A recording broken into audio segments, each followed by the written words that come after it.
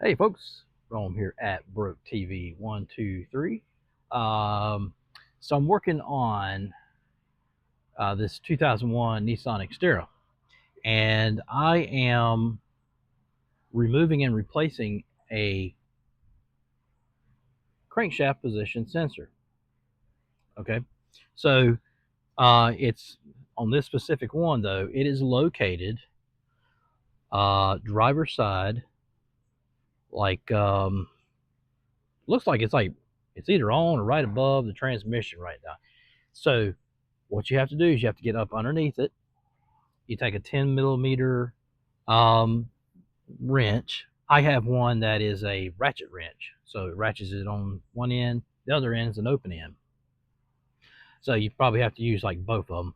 But anyway, you get up underneath it, and you take the one bolt out under there. Yes, it is a pain. Um, you just got to figure that out under there. You got to wiggle and do all this stuff. It's one of those things where, oh, I want to break my arm so I can get up in there. One of those.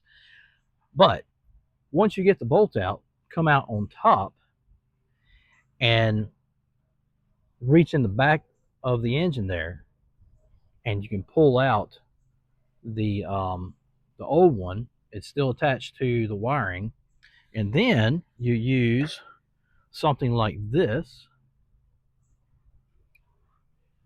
right, or one of these. Same thing. One's curved, one's not. I tell you what, I'll leave a link in the description below for you for these. Um, yeah, I just got them, so we're going to try them out. Okay. Um, so here we go. So I've got the hard part done. I hope. I got the bolt out. It took me about 20-30 minutes to get that thing out. So what I've done is I've laid a pad here across the engine and everything. That way I don't scuff my arms up and all that. Makes it so much easier. I'm going to take and put the I don't really want to put that somewhere where it's going to fall. Well, maybe it'll be all right there. Anyway, we'll see what happens. Okay, I had to get me a little stool, um, my perfect little stool. So right, um, I would show you this, but there's no point. Also, got my little hands-free uh, flashlight. That's weird. It's flashing on the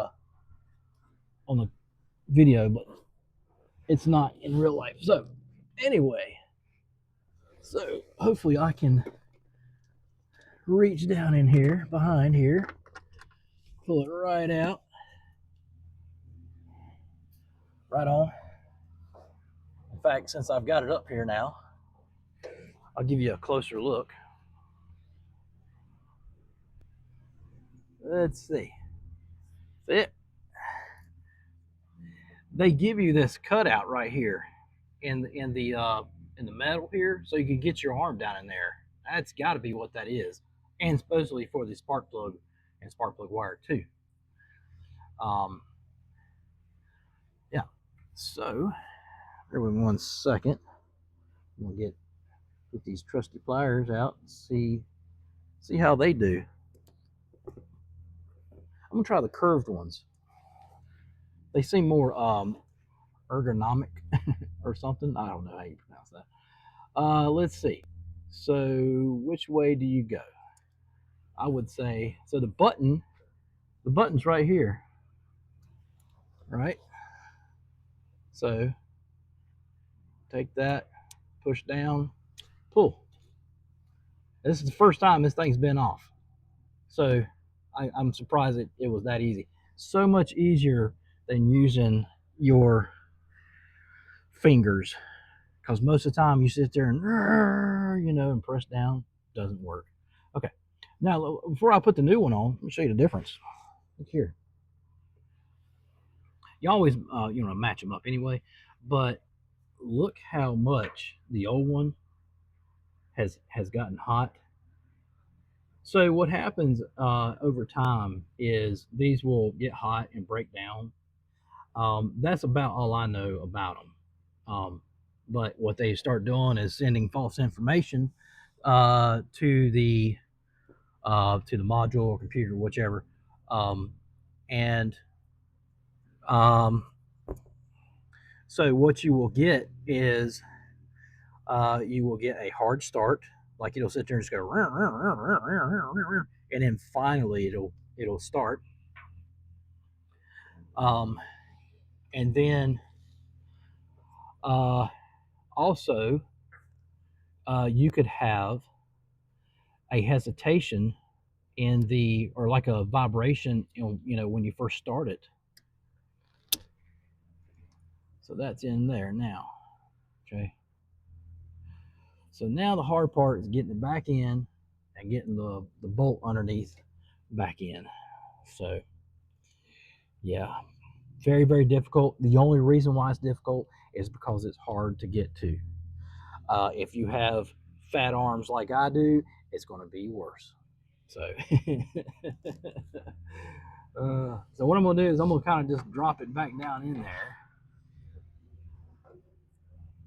Hopefully I get it dropped back down in the right area.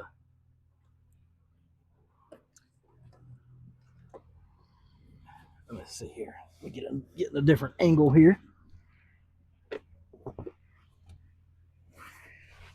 don't make anything easy.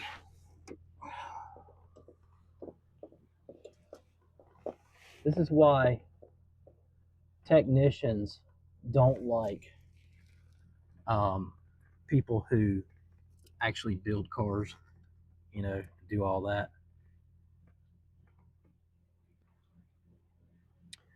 So right now I don't even know where the hole is for the sensor, but it just goes back into the hole and then you put your bolts in there. So I want to go back underneath, see what I can do. For the rest of y'all, good luck. And hopefully this fixes your problem. 9 times out of 10, you sit there and go, and then it starts. Takes like 5 or 6 seconds or whatever. Usually it's your crank sensor. 9 times out of 10 it's going to be. Okay. There are other things, but I'm just stating that. Okay. And these Nissans, these V6 engines that Nissan put out, they come in all kinds of stuff. I think they come in a Pathfinder. I think they come in a Nissan Frontier. Yeah, but this is an Xterra. So I've done a lot of work to this thing, trying to get it right. So my next move is to get the PCV valve. I replaced it and the rubber hose. If you don't know where that's at, PCV valve's right here. It unscrews, comes out. You can get that in a little kit. Comes the PCV valve and that rubber hose right there. But it connects to a metal pipe, which I believe kind of goes shims under there and comes out over here and connects to the valve cover to another rubber hose. And I took those rubber hoses off and there was this gunk all up in there, like burnt black tar. So if your engine is not breathing correctly, you're going to have issues. Okay. So anyway, okay. Good luck to everybody. I'm Wrong with Broke TV 123. Hope that helps y'all out. You're welcome.